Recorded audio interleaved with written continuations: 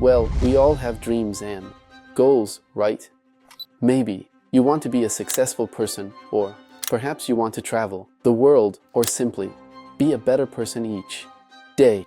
It is these dreams that give us direction and motivation. In Buddhism, we call this aspiration and intention.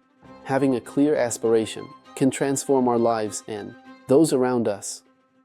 Think of it as a beacon that points you to where you want to go. The difference between desire and aspiration is that desire comes from your mind, while aspiration comes purely from your heart. And you release it to happen as it should. You don't anxiously wish for it. Just think of it as a beacon that points you to where you want to go. And throughout your day, you remember that beacon. And where it points you, the path is made by walking. And letting go of the need to have things be the way we want is the first step for opportunities we can't even imagine to come to us. Having clear intentions helps us maintain focus. Anyone who does not have a clear intention in what they do is merely depositing the mental clutter they have at the moment. And that is why sometimes it seems like things are not progressing. It is necessary to be clear. It is necessary to have focus. And focus means eliminating distractions. For example, if our intention is to be a kinder person, we can make a conscious effort to treat people with much more respect and understanding, even when we are very stressed or busy. So I ask you, what would you do if you didn't need to prove anything? Didn't need to make money or be someone? If nothing were imposed on you, like the idea of having to make money, for example, what would you do with all your heart? It is from there that we can find our true aspiration and intention. In other words, intention comes purely from our essence, from our heart. Everything that comes from your mind, through your thoughts, is very likely to be laden with all your experiences, beliefs, and judgments that you carry throughout life.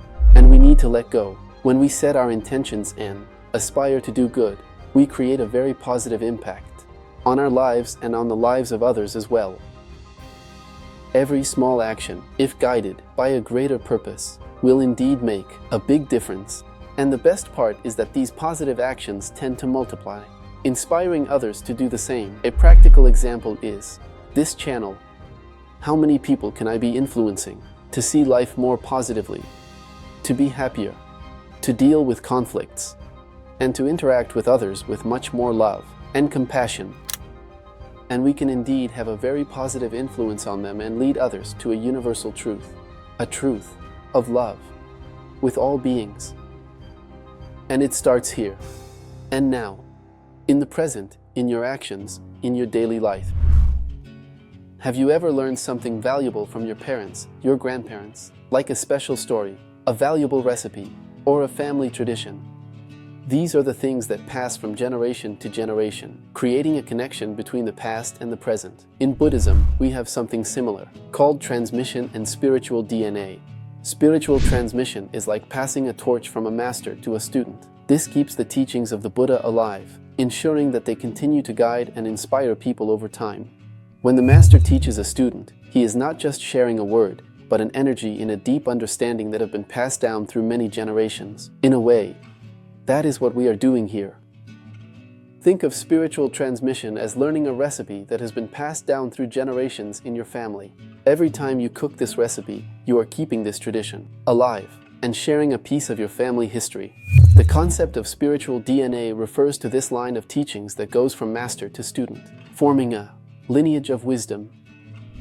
Each of us can become part of this lineage by learning and practicing these teachings. It is like being a link in a chain, where each link is important to keep the chain strong and connected. When we receive the transmission from a master, we are not just receiving information. We are connecting to a living tradition that has the power to transform our lives. And this gives us a sense of belonging and responsibility, because we know that we are part of something much bigger and much older. Have you ever heard that diamonds are formed under intense pressure? In the same way, the difficult experiences in life shape and strengthen us. Pain is a great source of wisdom if we know how to use it, to grow and learn. When we face suffering, it is natural for us to want to avoid pain. But facing pain head-on and seeing what it can teach us allows us to transform it into an opportunity. And in fact, it is what it is. That thing is there to teach you. What you went through that was bad, it doesn't matter. Our most traumatic and difficult moments are ultimately forgotten.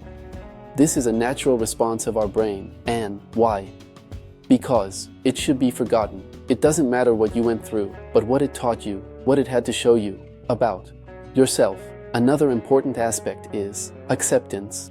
Accepting that pain is a part of life, and that we all face challenges helps us view our difficulties with more compassion. Instead of being victims, we can see ourselves as warriors who face and overcome adversities. Remember, pain exists, but suffering is optional. When we stub our little toe on the corner of the table, we feel physical pain. Therefore, it exists. But if 5 hours later you're at work, feeling grumpy, angry, with thoughts like, everything went wrong today, I stubbed my toe on the corner, it started raining just as I left the house, then you are in suffering. After all, the physical pain at that moment no longer exists, but you continue to carry it and live in the past, instead of being here in the present, enjoying. Now I want to show you the power that gratitude has in your life. When we start paying attention to the things we are grateful for, we discover an infinite source of joy and happiness. And it also reminds us how we can learn from the situations that come our way. Practicing gratitude is not just about moments of great happiness, but about recognizing that everything happens for a purpose. Nothing happens by chance. You can indeed make the best of it. And when we are grateful, we create a cycle of positivity that attracts more good things into our lives. We attract more of what we are grateful for. And gratitude, to me, is one of the most powerful ways to shape reality. When we face some difficulty, remembering the things we are grateful for gives us much more strength and perspective. It's like having a strong foundation during difficult times, even in the midst of suffering. There is always something to be grateful for, and this gives us hope and resilience. For example, if your month was tight and financially difficult, you still have much to be grateful for. For this opportunity, for the challenges of learning, for having a home, for having money nonetheless, for having a family, and so on. This reminds us that everything is unfolding as it should, and that we already have everything we need. It is your mind that keeps you trapped in this cycle of always wanting more and more and more. And nothing is ever enough. Therefore, we are grateful for everything that comes, whether it be sunny days or storms, because we know that everything is good and we don't need anything. When we express gratitude to others, we create stronger bonds and show how much we value these people. When we are grateful for what others give us, we can recognize in them what they truly are. It is a form of connection and honor.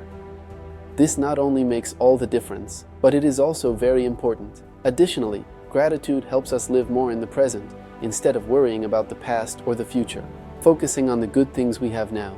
And this brings a sense of peace and contentment, because it allows us to fully appreciate each moment. And this leads us to an extremely important key point: mindfulness. Imagine that you are cultivating a garden, and each plant there has its own growth rhythm and needs time and care to bloom. Similarly, our goals and dreams sometimes take a long time to come to fruition. Patience also teaches us to deal with frustrating situations and difficult people. Instead of reacting with anger or impatience, we can choose to respond with calm and understanding. But it will also strengthen our communication and empathy skills. An effective way to practice patience is through meditation. When we meditate, we learn to observe our thoughts and emotions without reacting immediately. This helps us develop the ability to wait and find tranquility amidst uncertainty. Another useful technique is the practice of mindful breathing. When we are impatient, breathing can help us calm down. And from this calm arises a greater perspective, allowing us to handle things with much more serenity and clarity as well. Patience also involves accepting that not everything is within our control. Sometimes we just have to believe in the process and trust that the results will come with time. This helps us deal better with anxiety and frustration as well, allowing us to stay calm and maintain our resilience. Furthermore, This patience will allow us to better appreciate the small progress and these intermediate steps. Each small step brings us closer to our goals, and celebrating these small victories keeps us motivated and positive.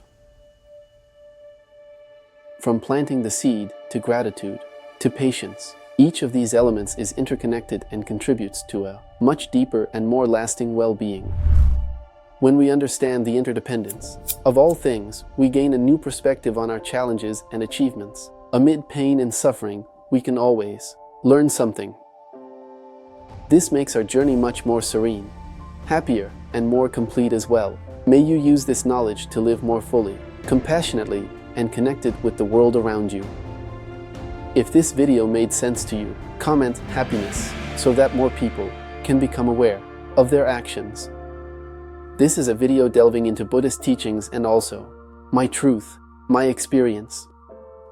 So, take only what makes sense to you, and most importantly, the secret is in the next video.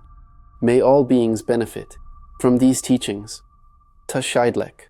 See you in the next video. In life, everything that happens depends on many other things. This is the concept of dependent origination. Throughout this video, you will discover an understanding of the connection between all things and how they affect your happiness and well-being. Each topic is an essential piece of a larger puzzle, and you won't want to miss any of them.